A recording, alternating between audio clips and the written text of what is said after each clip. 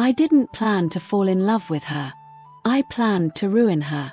The first time I saw Aria Bennett, she was standing in the center of the design studio I'd worked in for 3 years, holding a tablet and dismantling my campaign concept in front of the entire team. Not gently, not diplomatically, clinically. "The visuals are safe," she said, swiping through my slides on the screen. "Safe doesn't trend. Safe doesn't convert. Safe is invisible." My cheeks burned. Safe had gotten me promoted twice.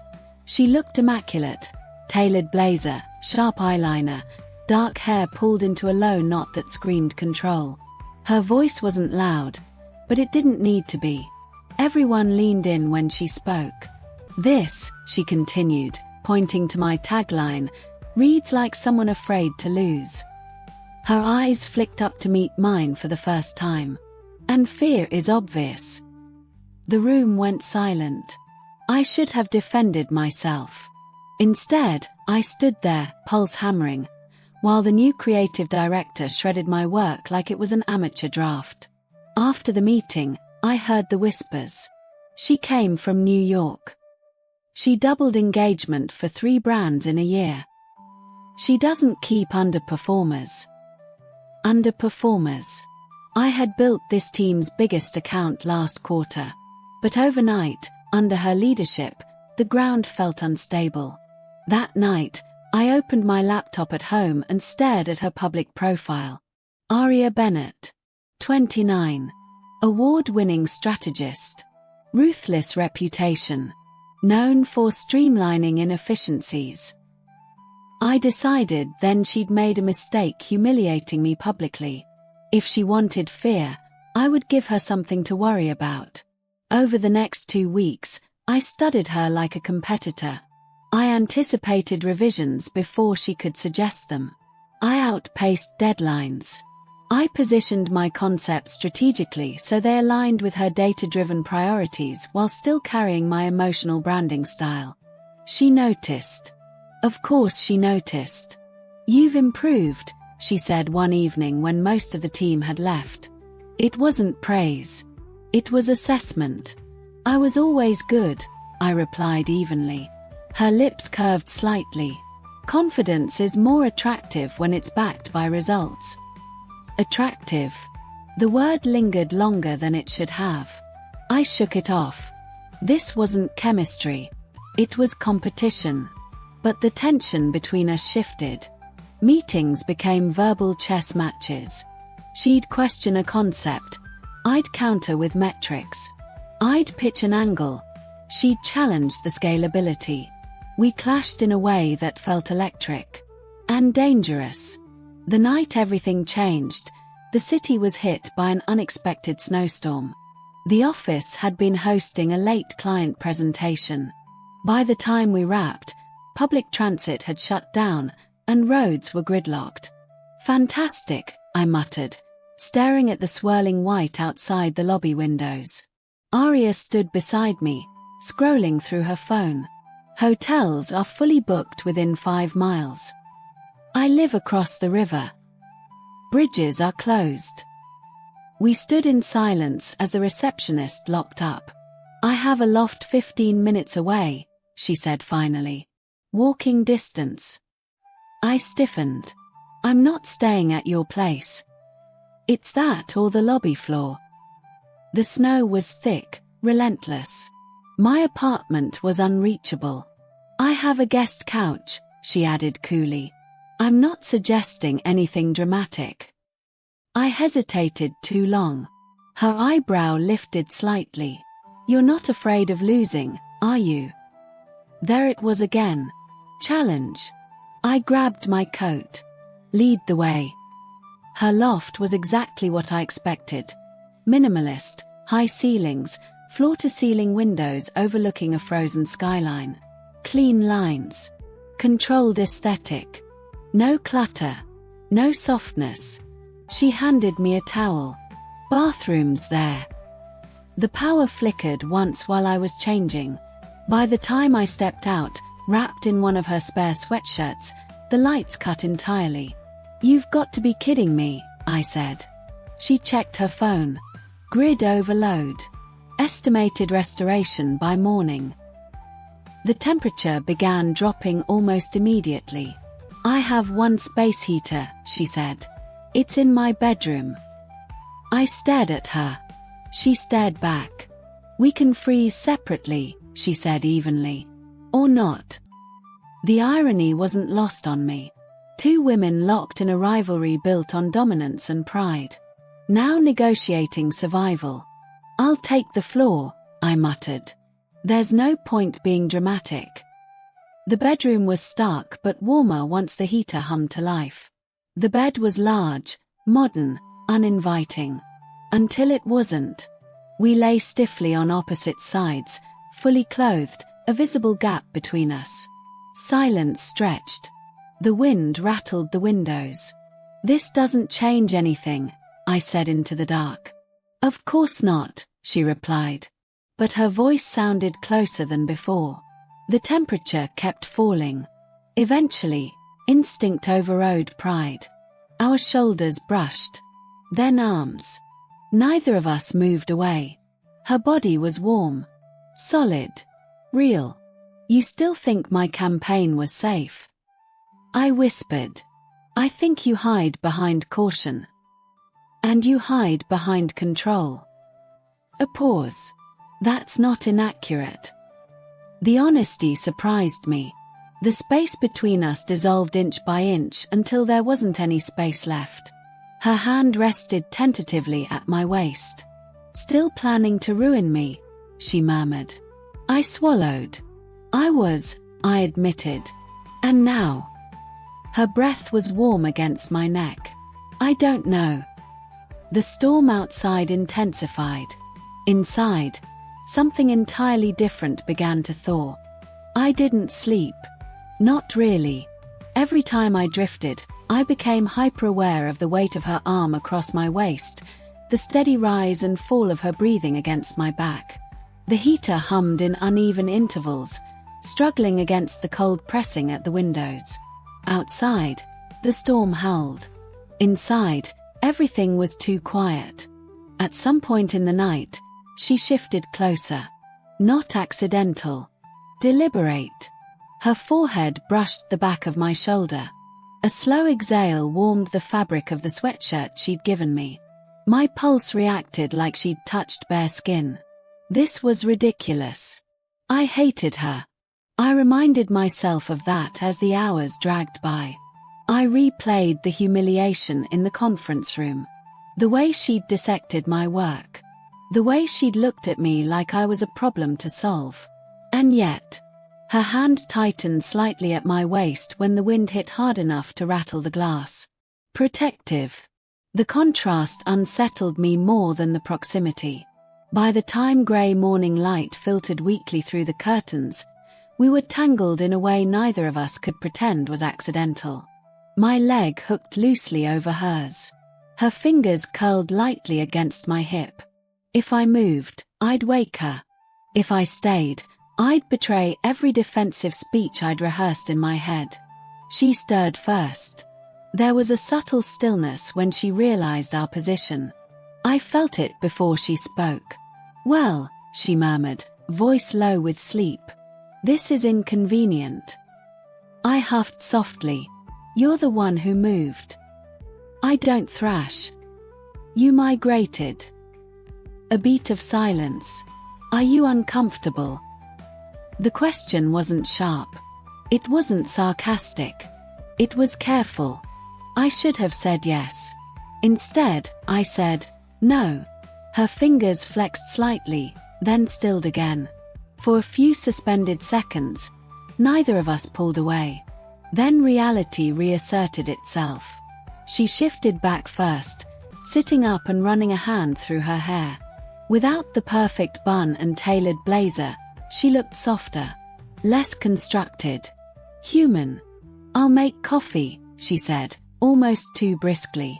The power flickered back as if on cue. Of course it did.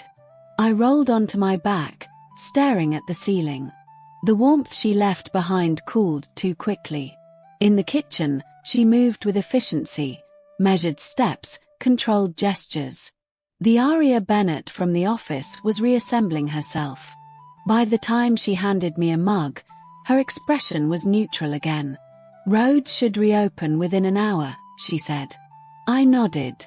We stood across from each other at the kitchen island, steam curling between us like unresolved tension. "About last night," I began. She lifted a brow.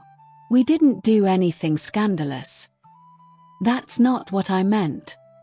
Silence stretched.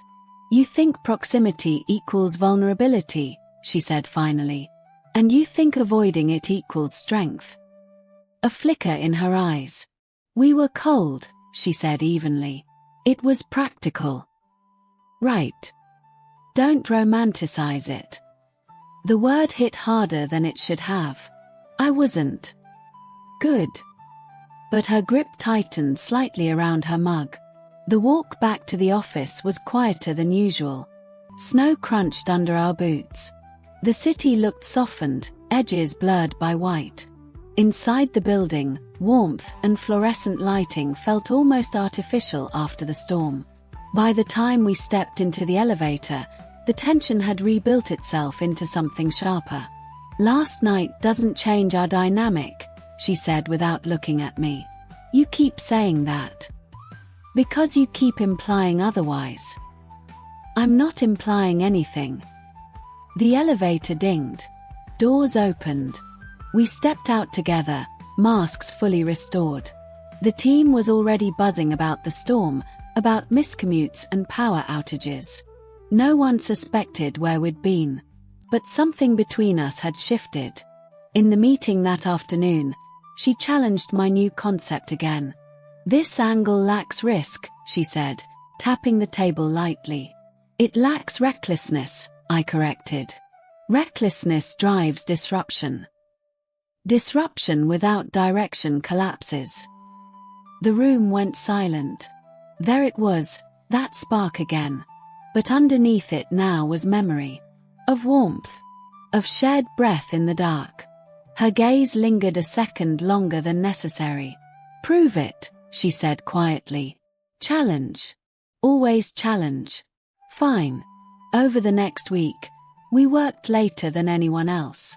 Not because deadlines demanded it, but because neither of us backed down. Concepts evolved. Presentations sharpened. Ideas collided and fused into something stronger than either of us had produced alone. One evening, as the office emptied, she leaned against the edge of my desk. "You're different outside the boardroom," she said. "So are you." "In what way?" "You don't feel like you're trying to win." Her jaw tightened slightly. "I'm always trying to win." "Why?" The question slipped out before I could filter it. She didn't answer immediately. "Because losing costs more than pride," she said finally. There was something underneath that statement. Something personal. "You don't have to fight me," I said softly. Her eyes lifted to mine, guarded but searching. "You swore you'd ruin me," she reminded me. Heat crept up my neck. Maybe I reconsidered. "Why?" I hesitated. "Because you're not what I thought. Because you held me like I mattered. Because I don't want to win if it means losing this." Instead, I said, "Because maybe we're better on the same side." Silence. Thick. Charged. "And what side is that?" she asked. I stepped closer before I could overthink it. "The one where we stop pretending this is just rivalry." Her breath hitched. "Barely." "Careful," she murmured. "Why?" "Because I don't share control easily." "I'm not asking you to." Her hand lifted slowly, hovering near my waist like it had in the dark. "You're dangerous," she said softly. I met her gaze. "So are you." And for the first time, neither of us stepped back. She kissed me first. Not impulsively. Not recklessly. Deliberately. Her hand settled at my waist, steady and certain, and she closed the space between us like she was making a calculated move in a game she fully intended to win. The kiss wasn't soft. It wasn't aggressive either. It was controlled heat, measured pressure, slow exploration, a question wrapped in confidence. I answered without hesitation. My fingers slid into the fabric of her blouse, anchoring myself as the tension we'd been stacking for weeks finally collapsed into something undeniable. When she pulled back, her forehead rested lightly against mine. "This complicates things," she murmured. "Only if you let it." A faint smile ghosted across her lips.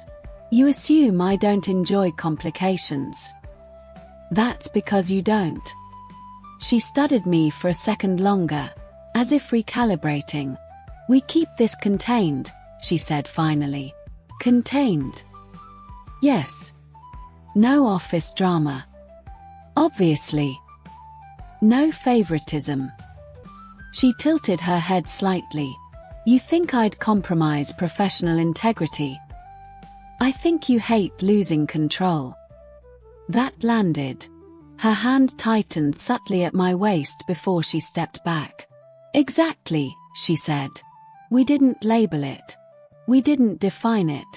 We simply continued. And for a while, it worked. In the office, we were sharp and strategic, our verbal sparring more refined than ever. In private, we unraveled each other piece by piece.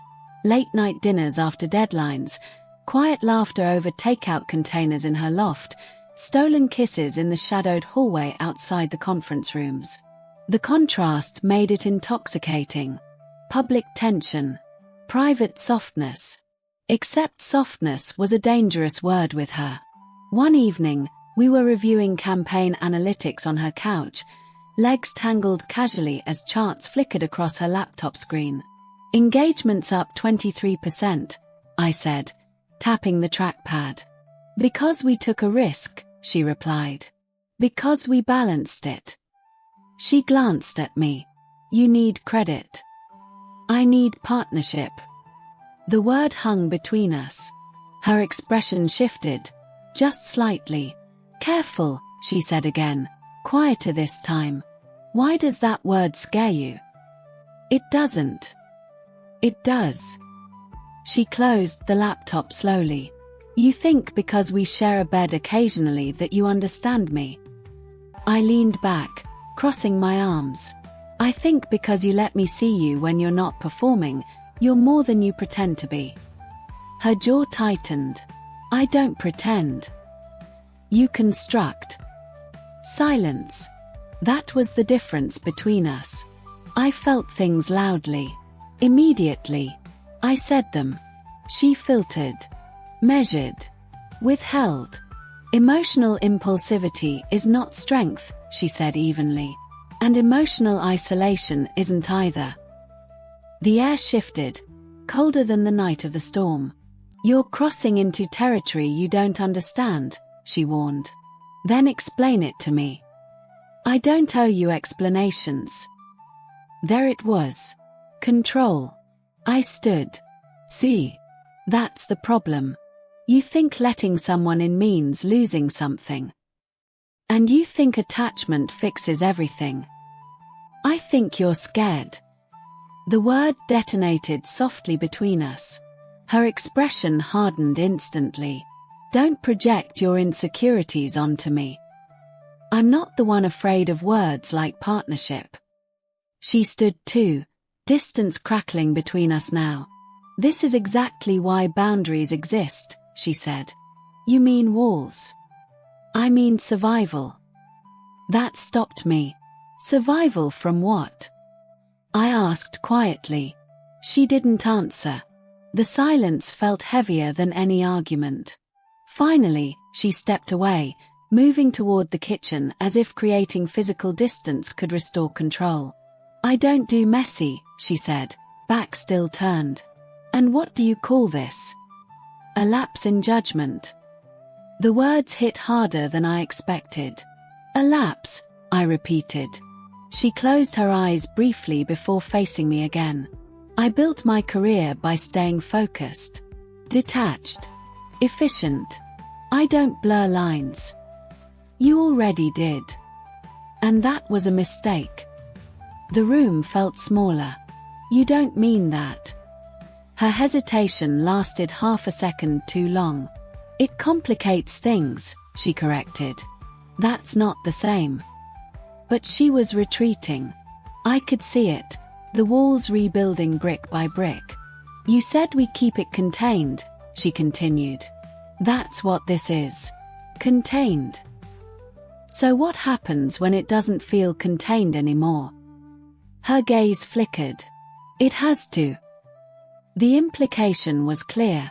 If it doesn't, it ends. The power dynamic flipped in that moment.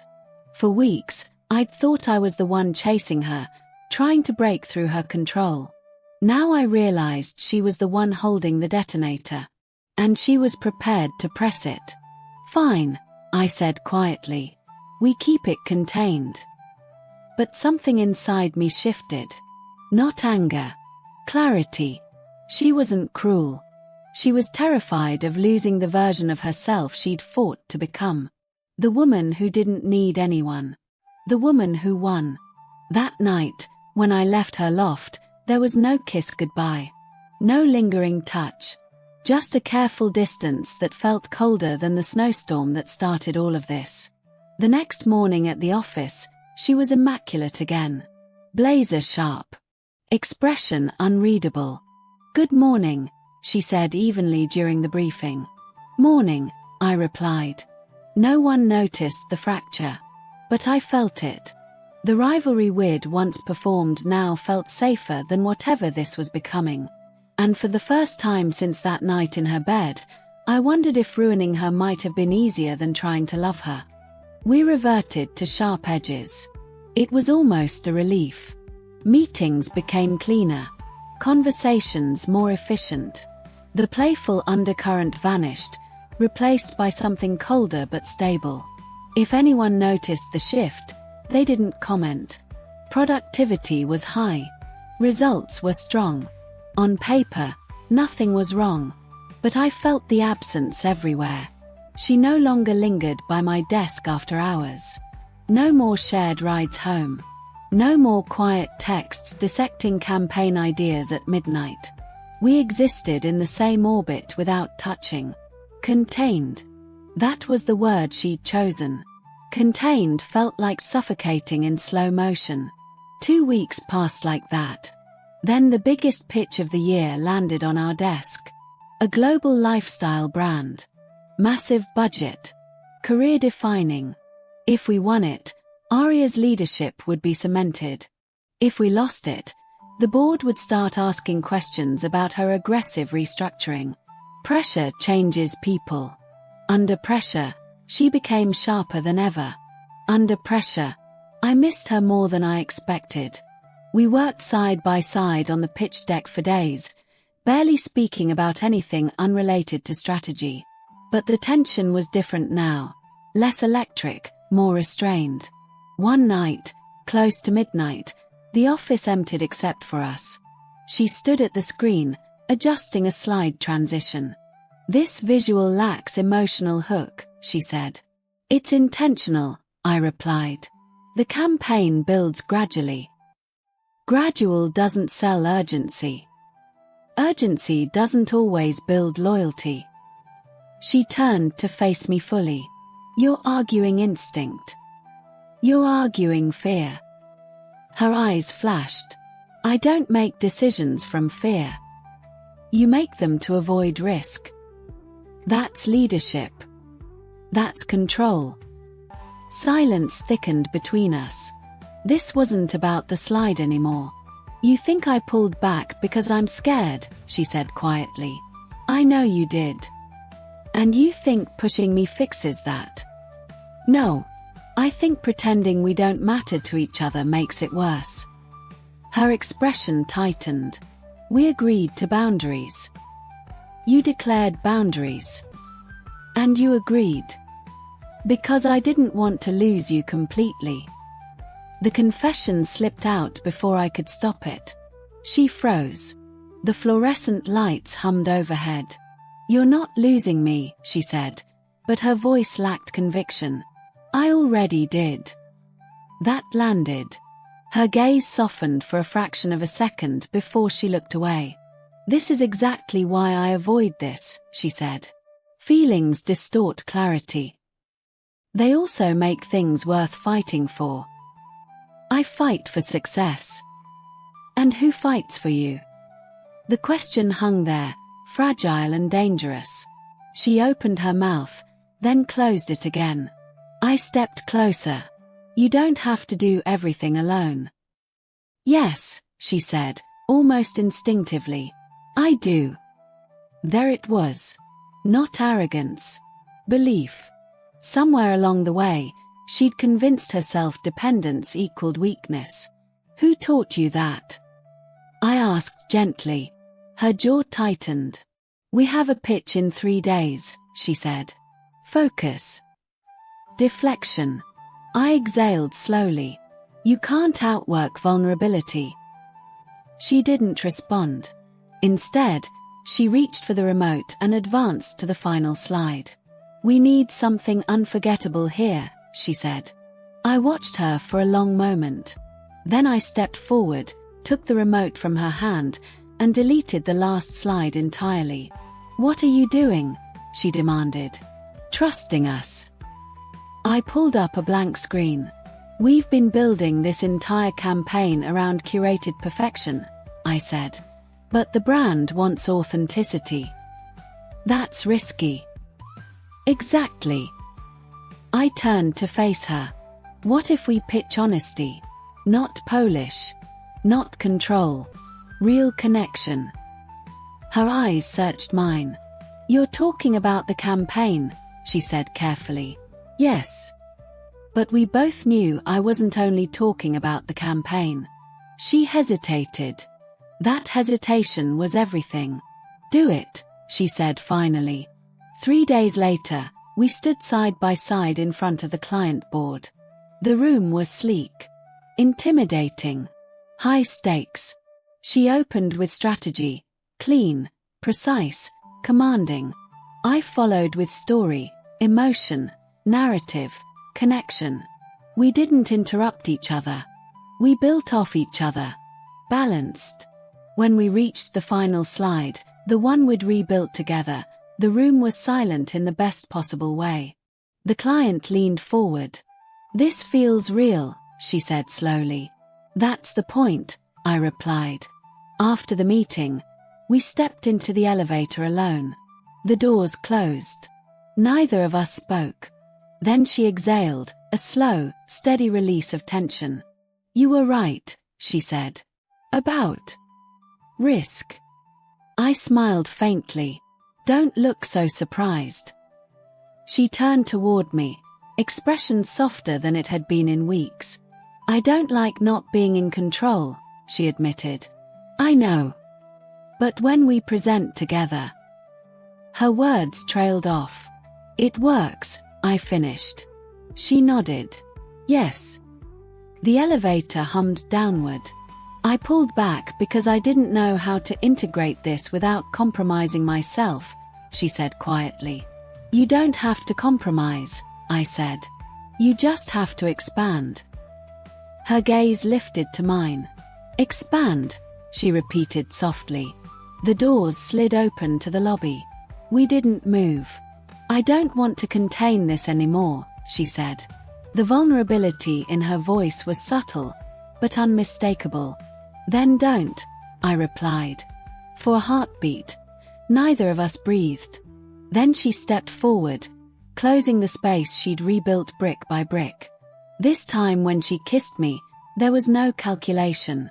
No containment. Just choice. The win came 2 days later. The global brand signed with us, full contract, full budget. The office erupted in cheers, champagne bottles appearing from somewhere no one admitted to storing them. Emails flew. Congratulations echoed down the hallways.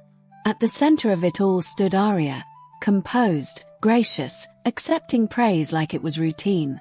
But when her eyes found mine across the room, something unspoken passed between us. We had done this. Together. Later that evening, after the team filtered out for celebratory drinks, she stayed behind. "So," she said lightly, leaning against the conference table, "expansion suits you." I smiled. "You're the one expanding." Her lips curved. "I'm trying." There was no tension now. No guarded edges. Just awareness. "Dinner?" she asked. It wasn't cautious. It wasn't contained. It was intentional. "Yes," I said. We didn't go back to her loft immediately. Instead, we walked through the city, still buzzing with post-storm chill even though weeks had passed. The streets felt different. Less sharp, more alive. "You realize," she said as we crossed an intersection, "this changes how we operate. Because people will notice. They already have." I raised an eyebrow. And I don't hide." The statement surprised me. "You're sure?" She stopped walking, turning to face me fully under the glow of a streetlight. "I don't build something real just to pretend it's not." The woman who once insisted on containment was gone. In her place stood someone choosing visibility. "Are you ready for that?" I asked softly. She didn't hesitate. "Yes." Dinner stretched into laughter, into stories she'd never shared before, about her first internship where she worked herself to exhaustion to prove she belonged, about mentors who underestimated her because she refused to play small. "I learned early that competence protects you," she admitted. "And vulnerability?" I asked. She studied her wine glass. "Vulnerability exposes you. It also connects you." She met my gaze. "I'm starting to understand that." The shift in her wasn't dramatic. It was deliberate. Like everything she did. When we returned to her loft that night, it didn't feel like retreat. It felt like arrival. No storm. No forced proximity. Just choice. She kissed me slowly, hands framing my face, as if memorizing the decision. "I don't want this to be about winning," she murmured. "It doesn't have to be. I don't want it to be about losing control either." "Then let it be about trust." Her breath caught slightly. Trust. A word heavier than partnership. More intimate than attraction. She stepped back just enough to look at me fully. "You're not trying to ruin me anymore," she said. "No. Why?" "Because somewhere between the rivalry and the snowstorm, I realized I didn't want to win against you." Her fingers brushed my jaw gently. "And now? Now I want to win with you." Silence. Not tense. Not fragile. Certain. She pulled me closer.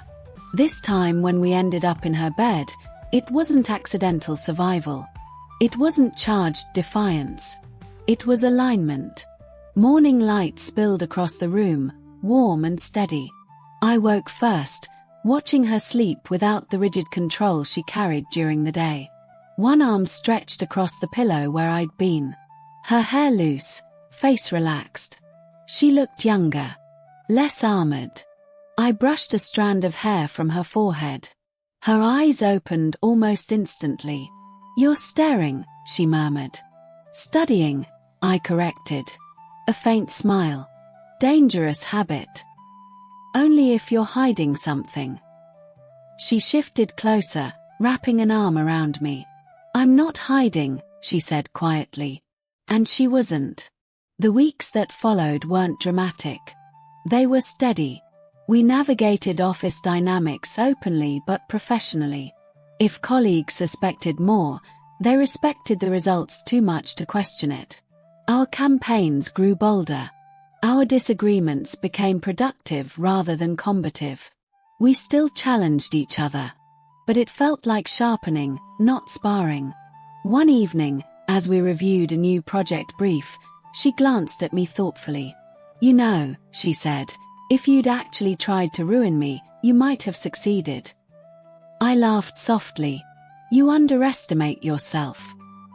"No," she replied. I underestimate what happens when I let someone close. I closed the laptop gently.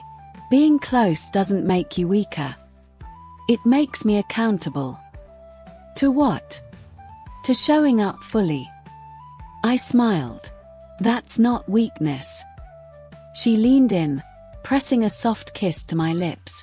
I know. Outside, the city moved with its usual chaos, deadlines, ambition, relentless momentum. Inside, we'd found something quieter, stronger. I had sworn to ruin her. Instead, I'd learned her edges, her fears, her relentless drive. I'd seen the woman beneath the strategist. And she'd done the same for me.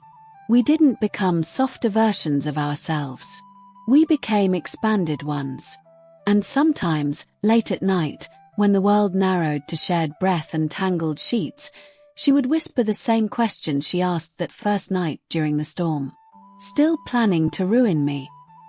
I'd smile against her skin. No, I'd say. Never.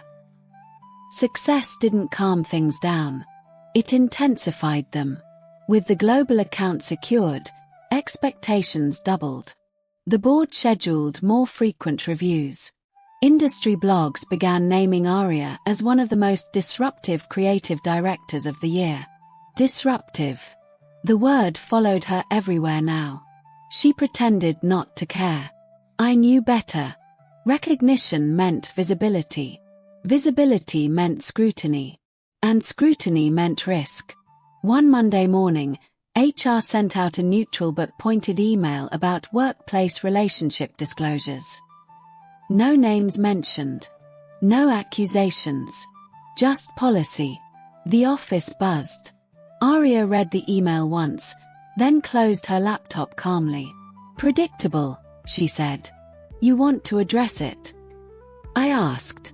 Yes. That afternoon, she called a brief team meeting. Her posture was composed, voice steady. I'll be direct, she began. There's been speculation about my relationship with someone in this office. It's not speculation. It's true. A ripple moved through the room. She didn't look at me yet. We have disclosed it formally. We maintain professional boundaries during work hours. Performance standards apply equally. Her gaze lifted then, meeting mine without hesitation. No one here advances because of proximity. Only performance. Silence. Then someone nodded. Another returned to their notes. The tension dissolved faster than expected. Transparency. She'd chosen it again. After the meeting, I caught up with her in her office. You didn't have to do that so bluntly, I said. Yes, I did. You could have softened it. I don't soften truth. There was pride in her voice. And relief. You okay? I asked gently. She leaned back in her chair. I'm not ashamed of you, she said. I know. I'm recalibrating. I smiled faintly. Expansion. She almost rolled her eyes. Almost. Don't weaponize my growth against me. Wouldn't dream of it. But growth isn't linear. 2 weeks later, an industry competitor published a thinly veiled article questioning ethical boundaries in leadership relationships. It didn't name us. It didn't need to. The insinuation was clear. Aria's jaw tightened when she read it. They're fishing, she said. Let them, I replied. We've done everything right. It's not about right. It's about perception. There it was again. Control. Fear of narrative slipping beyond her grip. You can't control every headline, I said softly. I can influence them. At what cost? She didn't answer. That night, she stayed at the office long after I left. When I returned to her loft later, she was on the balcony, staring out at the city. I've worked too hard to be reduced to someone who compromised standards for a relationship, she said quietly. You didn't. They won't see nuance. Then let results speak. She exhaled slowly. What if they don't? I stepped beside her. You trust me professionally, right? Of course. Then trust that our work stands on its own. Her shoulders loosened slightly. I don't regret us, she said. But I resent that it becomes ammunition. That's not about us. That's about people uncomfortable with a woman in power choosing something personal. She went still. The truth settled heavily. You think that's it? She asked. I know it is. She looked at me fully then. You don't scare easily. I don't scare of noise. Her lips curved faintly. I'm not used to being defended. You're not being defended. You're being partnered. The word didn't frighten her anymore. She reached for my hand. I refuse to shrink, she said. Good. I refuse to hide. Good. And I refuse to let this distract me. That one, I teased lightly, might be unrealistic. A quiet laugh escaped her, genuine, unguarded. The article faded within a week when another agency faced an actual scandal. Industry cycles moved fast. Outrage had short attention spans. But something had shifted inside her. She stopped obsessively monitoring commentary. Stopped refreshing feeds at midnight. Instead, she poured that energy into building the next campaign. One evening, as we reviewed concepts, she paused. I used to believe personal attachments diluted authority, she said. And now, I think they clarify it. How? Because I'm no longer proving I don't need anyone. I leaned back in my chair. That sounds healthier. It sounds terrifying. Why? Because if I lose you, it will actually hurt. There it was. Not fear of reputation. Fear of feeling. I crossed the space between us and cupped her face gently. That's how you know it matters. She closed her eyes briefly, leaning into the touch. I don't want to lose, she admitted. You won't, I said softly. You can't promise that. No, I agreed. But I can promise I'm not here to ruin you. Her arms wrapped around me, tighter than usual. I know, she whispered. Outside, the city kept spinning, competitors watching, headlines forming, ambitions colliding. Inside, we were still learning how to stand beside each other without flinching.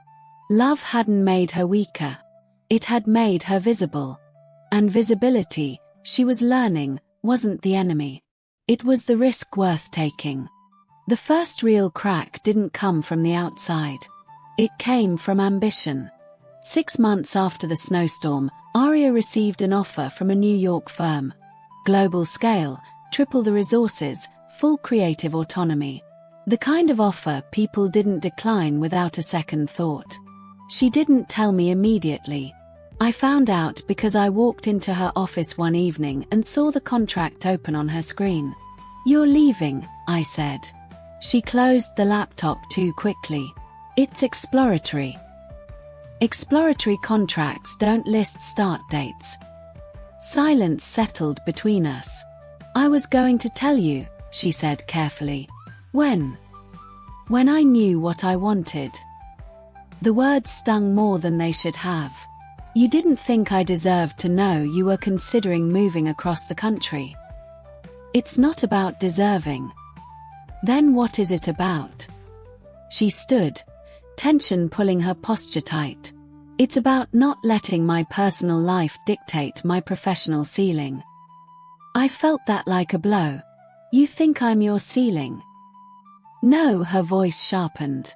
I think proximity influences perception. So this is about optics again. It's about scale. I crossed my arms, trying to steady the rush of heat rising in my chest. And where do I fit into that scale? Her hesitation was subtle. Painful. That's what I'm evaluating. Evaluating. Like I was a variable. I thought we moved past containment, I said quietly. This isn't containment. It's growth. And growth doesn't include me. I didn't say that. You didn't say it does. The room felt smaller, like the night of the storm, except this time the cold wasn't external. You always said you didn't want to lose control, I continued. Is this about control again? Her jaw tightened. This is about not limiting myself because I'm afraid to disrupt something comfortable. Comfortable? I echoed. That's not what I meant. It's what you said. She ran a hand through her hair, frustration breaking through her usual composure. I've fought too hard to reach this level to start making decisions based on anyone else. I'm not anyone else. That's exactly why it's complicated. There it was again. Complicated. I stepped back, needing space. So what? You take the job and we try long distance. I don't know. You don't know. She softened slightly. I didn't expect the offer. But you're considering it. Yes. The honesty cut. And if you go, I asked quietly, is that expansion too? Her eyes flickered. It might be. And what are we? Silence. She didn't have a clean answer. For the first time since that night in her bed, I felt the ground shift beneath us. This is exactly what I was afraid of, she said suddenly. What? Needing to choose. You don't have to choose between love and ambition. Don't I? No. You say that like it's simple. It can be. For you. The words landed heavier than she intended. What does that mean? You're rooted here. Your trajectory is stable. Mine is accelerating. So because I'm not chasing New York skyscrapers, I'm small. That's not what I'm saying. It's what it sounds like. Frustration sharpened her tone. I can't apologize for wanting more. I'm not asking you to. Then what are you asking? I paused. For you to see me as part of the more. The silence that followed was thick with everything unsaid. She looked torn, not cold, not calculating. Conflicted. I don't want to resent you later, she admitted softly. For what? For staying. The vulnerability in that confession stunned me. You think you'd resent me? I don't know, she said. And that uncertainty terrifies me. Because control had always been her anchor. And this decision had no guaranteed outcome. I stepped closer, lowering my voice. You once told me you avoid messy. Yes. This is messy. She gave a faint, humorless laugh. Understatement. But running from it doesn't make it cleaner. She studied my face like she was searching for permission. Or absolution. I need time, she said finally. Time. The most dangerous space of all. How long? I asked. A week. A week felt both too short and unbearably long. Okay, I said quietly. That night, I didn't stay over. For the first time in months, I walked home alone through streets that suddenly felt wider, louder, less certain. We had survived rivalry. Survived scrutiny. But ambition was different. Ambition didn't attack from outside. It pulled from within. And as I lay awake in my own bed, staring at the ceiling, I realized something terrifying. I no longer wanted to win against her. I no longer wanted to prove I could survive without her. I wanted a future that didn't require sacrifice disguised as growth. But I didn't know if she believed that future was possible. The weeks stretched like a held breath. At the office, we were professional. Too professional. Meetings ran smoothly, pitches progressed, deadlines were met. Anyone watching would have assumed nothing had shifted. But every glance carried weight. Every almost touch felt loaded. On the third day, she stayed late again. I lingered too, pretending to refine copy I'd already perfected. Finally, she spoke without looking up from her laptop. "They're offering equity," she said. The words landed quietly. "That's significant," I replied. "Yes." Silence. "Do you want it?" I asked. Her fingers stilled on the keyboard. "I want the scale," she admitted. "The challenge. The reach. And the city." "I don't care about the city." "And us." Her breath caught almost imperceptibly. "That's the variable." Variable. Not burden. Not obstacle. But something unresolved. "Come here," I said softly. She hesitated, then stood and crossed the room. We faced each other in the dim office light, the city glowing through the glass behind her. "I don't want to hold you back," I said. "You don't. But I also don't want to be treated like an optional attachment." "You're not optional." "Then stop evaluating me like I am." The words weren't angry. They were steady. She exhaled slowly. "I've spent my entire life making decisions independently," she said. "No compromises. No dependencies. And now every outcome includes you. That's not weakness. It feels like risk." "Good." She blinked. "Good." "Yes. Because risk means you care." She studied my face carefully. "You'd come with me?" she asked. The question hung fragile between us. "If there was space for me," I answered honestly. "There would be." "As who?" She opened her mouth, then paused. "That's what I've been trying to figure out." "And?" "I don't want you to follow me," she said. "I want you to choose it." "I would. Even if it means starting over." "Yes."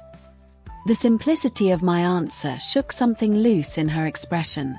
"You don't hesitate," she murmured. "I don't measure love in losses." Her composure cracked slightly. "That's terrifying." "Why?" "Because it means you're braver than I am." I smiled faintly. "No. It means I'm not trying to outrun what I feel." Silence. She reached for my hand slowly, as if it were the first time. "I've been looking at this wrong," she admitted. "How?" "I thought taking the offer meant choosing ambition over you. And I didn't consider that maybe ambition could include you." Relief flickered through me, cautious but real. "I don't want to shrink my future," she continued. "But I don't want to build one that excludes you either." "You don't have to." Her eyes searched mine for doubt. She didn't find any. "What if we both apply?" she said suddenly. I blinked. "To the New York firm?" "Yes." "You want me there professionally?" "I want you there because you're exceptional," she corrected. "Not because you're mine." The distinction mattered. "And if I don't get it?" I asked. "Then we evaluate together." Together. No containment.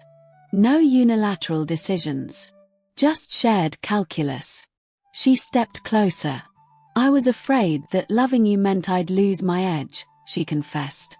"And I think it's made me sharper." I laughed softly. "I've been saying that for months." "I know." The tension that had defined the week dissolved inch by inch. "So," I said gently, "what do you want?" She didn't hesitate this time. "I want the offer," she said. "And I want you. Then take both." Her lips curved, relief and admiration mixing in her gaze. "You make it sound simple." "It's not simple," I said. "It's intentional." She kissed me then, not desperate, not conflicted. Certain. When she pulled back, her voice was steadier than I'd heard it all week. "I'm accepting the offer." I nodded. And we're applying you tomorrow. A rush of excitement sparked beneath the anxiety. Okay, I said. Okay. Okay. She laughed softly, wrapping her arms around me. For the first time since she'd received the contract, her shoulders relaxed completely. The future was still uncertain. New city, new hierarchy, new scrutiny. But it wasn't a decision made in isolation. It wasn't ambition versus love. It was ambition with love. And as we left the office together that night, hands brushing openly in the elevator, I realized something. I had sworn to ruin her. Instead, I had become part of her expansion. New York didn't feel like a fresh start. It felt like acceleration. Skyscrapers stretched higher, streets moved faster, and the firm's headquarters towered with polished glass confidence. The scale Aria had craved was everywhere. Larger teams, global clients, relentless momentum. She stepped into it like she'd been waiting her whole life. I stepped in beside her, not as an attachment, but as a hire. My interview process had been rigorous, separate, clinical. When the offer came through, it was earned. Still, the first few weeks were brutal. New systems, new politics, new expectations. We had promised ourselves no containment, no shrinking. But reality tested that promise daily. She was in back-to-back executive meetings.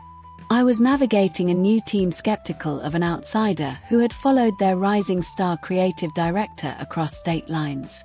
Whispers existed here too. They just wore sharper suits. One evening, long after sunset, I found her alone in a glass-walled conference room overlooking the city. She was staring at a projection filled with campaign projections and market forecasts. "You look like you're calculating world domination," I said lightly. She didn't smile immediately. "Sometimes I wonder if I made the right call," she admitted. "About the firm. About everything." I stepped inside, closing the door behind me. "Talk to me." She exhaled slowly. "This place is relentless. Every decision magnified. Every flaw visible. You thrive in visibility." "Yes. But here, I don't control the narrative yet." "Control again. Not obsession. Orientation. You don't need control," I said gently. "You need time." "I don't like waiting." "I know." She finally looked at me fully. "Are you happy?" she asked. The question surprised me. "Yes," I answered honestly. "Are you?" She hesitated. "I'm challenged." "That's not the same." A faint smile touched her lips. "No," she admitted. "It's not." I crossed the room and stood in front of her. "You didn't bring me here to survive," I said. "You brought me here to build." Her expression softened. "I was afraid you'd resent starting over," she said quietly. "I don't resent growth. And if my career accelerates faster than yours here?" "It probably will at first," I said calmly. "You're already positioned." "That imbalance doesn't scare me," I interrupted. She searched my face, looking for cracks. "There aren't any," I assured her. She laughed softly, relief easing the tightness around her eyes. "You've always been braver than me in this," she said. "No," I corrected. "I just don't measure love in competition." Silence fell, not heavy, not tense. Settled. "I used to think I had to choose between being unstoppable and being vulnerable," she said. "And now, I think vulnerability might be what makes me unstoppable." I smiled. "That's the expansion talking." She rolled her eyes affectionately. "I hate that you're right so often." "You love it." "A bit." "Yes," she admitted. Weeks turned into months. Her influence grew steadily.